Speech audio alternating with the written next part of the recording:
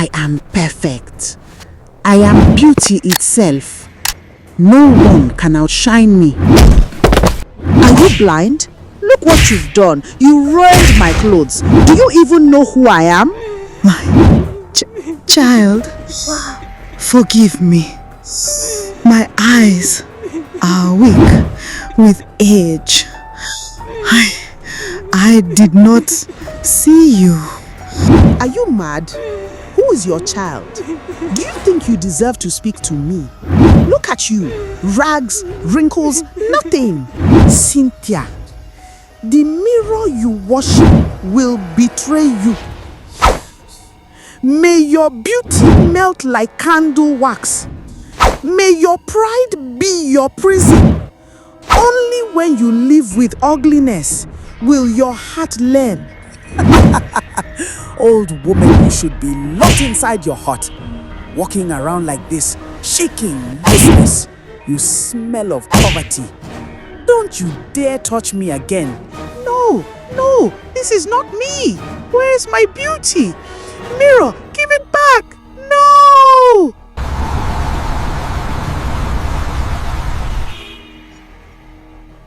The city never slept. Neon lights painted the sky, and the endless hum of traffic mixed with the buzz of smartphones. Inside a small apartment, behind a half-drawn curtain, Cynthia sat before the only thing that mattered to her, a glowing ring light and a spotless mirror. Her mornings no longer began with chores or greetings.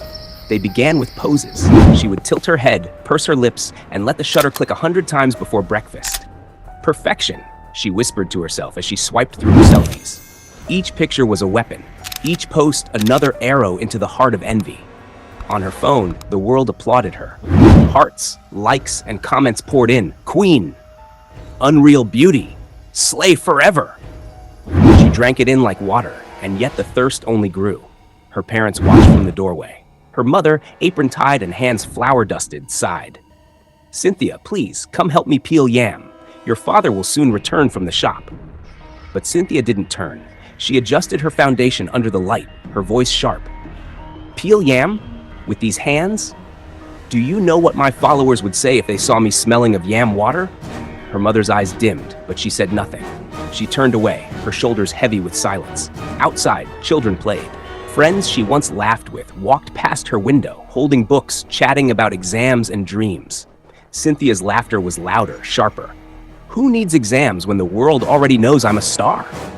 Yet when the ring light dimmed and the filters faded, the silence of her room pressed against her. Her reflection stared back from the mirror, perfect, flawless, but the glass seemed restless. At times, it felt alive. At night, when the traffic calmed, she thought she heard it whisper, "More? Show me more. Let me feed on you." She shook it off. It was just exhaustion. She told herself she was winning, living the dream. But she hadn't stepped into a kitchen in weeks. She hadn't fetched water for her mother, hadn't greeted the old neighbors who still remembered her as the sweet child who ran barefoot in the compound. Now, she swept past them in high heels and glitter, with sunglasses even when the sky was gray. Her friends, Zara, Queen, and Mariam, once adored her. They sat together after school, eating roasted corn, sharing secrets. But those days were gone. When Zara invited her to her wedding, Cynthia laughed out loud. "A mechanic? That's your choice? My dear, I will marry a king, not a grease-covered joke." They withdrew, one by one. Each goodbye left her lonelier, though she would never admit it. At night, she returned to the mirror. Her phone battery drained, her eyes heavy, yet she stayed awake, gazing at herself.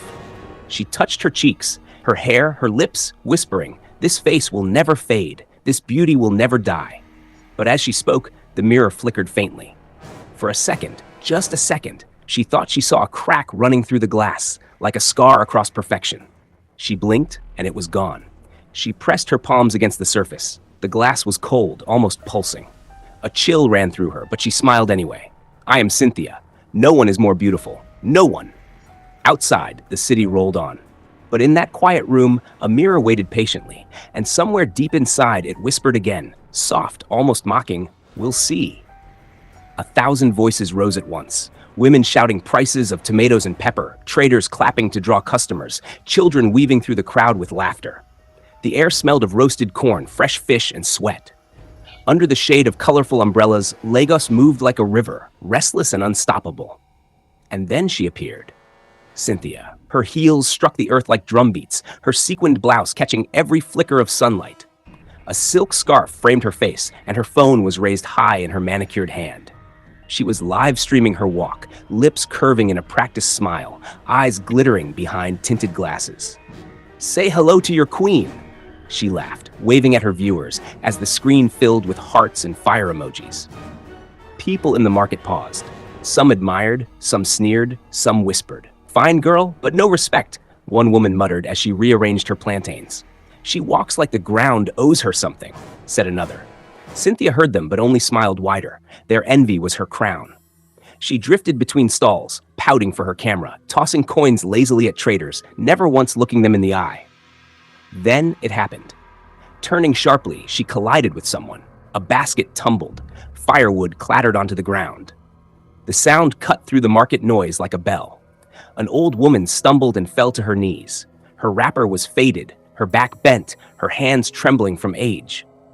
It was Mama Michael, one of the most respected elders in the community, a woman who once carried children on her back when their mothers went to farm, who blessed newlyweds, who had outlived hardship and still greeted every soul with kindness. The market froze, but Cynthia did not. Her face twisted in disgust. She brushed at her clothes as if touched by filth. "What is wrong with you? Do you know who I am?" she snapped, voice sharp enough to cut glass. "You ruined my outfit, you old goat.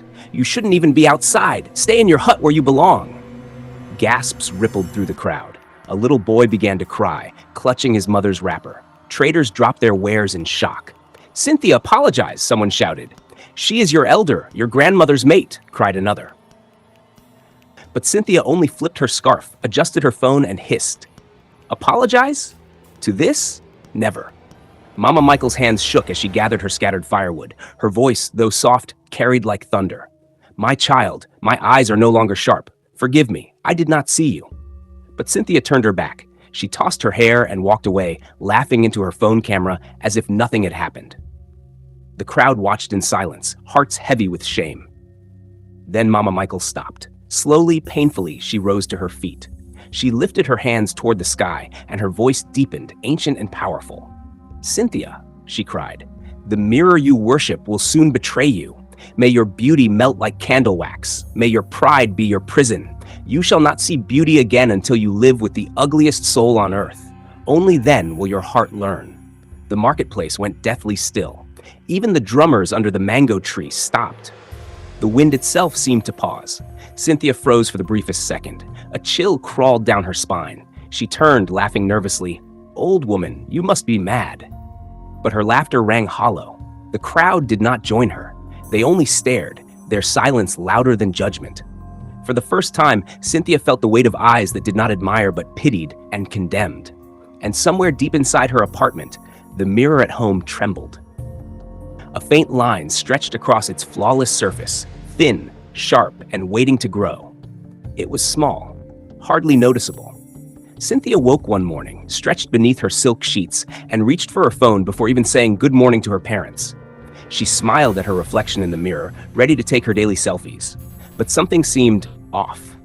Her skin, once glowing like polished bronze, looked a little dull, as if the light had forgotten her. She dabbed on extra makeup, brushed on glitter, and adjusted her filters. "Perfect," she whispered. The likes rolled in as always. Yet, when she set the phone down, the mirror flickered. For the briefest second, her reflection didn't smile back. She blinked. It was gone. By afternoon, whispers began online. Why does she look tired? Is Cynthia sick? Filter queen, nothing natural. She laughed them off, but the words stung. She posted twice as much, chasing the praise that once came so easily. The next week, the changes grew worse. Strands of her thick black hair gathered in her comb like fallen feathers. Her lips cracked no matter how much balm she used. Her once smooth skin turned rough, breaking into uneven patches. She stayed longer in front of the mirror, hiding under layers of makeup, recording videos until her phone overheated. But filters couldn't stop what the naked eye saw. On the street, children pointed. "Mama, that's Cynthia, but why does her face look like that?" Their mothers hushed them, but not fast enough. The words sliced through her pride. She began wearing sunglasses everywhere, even indoors, to shield her fading beauty. Her friends, the ones she once mocked, no longer returned her calls. Zara had a baby now. Queen was building a home with her husband. Mariam was busy with work. When Cynthia knocked on their doors, they made excuses. Sorry, we're busy. But she could see the pity in their eyes. At home, her mother watched her daughter crumbling. She begged, Cynthia, go and apologize to Mama Michael. The curse is real. But Cynthia refused. Apologize? Me? I'm still beautiful. This will pass. Yet her voice trembled. Nights became her worst enemy. The mirror glowed faintly in the dark, the crack from the marketplace now wider. Sometimes she heard it whisper, you thought you were untouchable. Look at you now. She pressed her palms against the glass, tears streaming. Please, give it back. Give me my face, my life. But the mirror only reflected a stranger, eyes dull, cheeks hollow, hair thinning. She stopped going to the marketplace. The same crowd that once gasped at her beauty now stared with murmurs of disgust. She used to be like a goddess. See her now. Shame wrapped around her like chains. Days turned into shadows of silence. Cynthia hid indoors, curtains drawn, phone switched off. Food lost its taste. Her mornings no longer held laughter, but weeping. Her mother wept too, wiping her tears on her wrapper, whispering prayers into the night.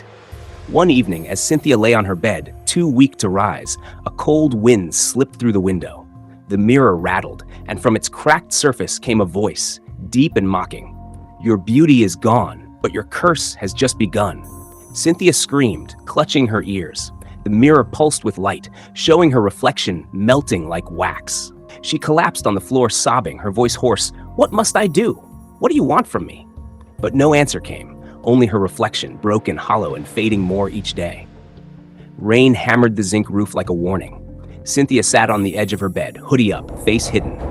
The knock came again, hard, impatient. If you enjoyed this story, don't forget to like, share, and subscribe. And drop your thoughts in the comments. Your support keeps the stories coming.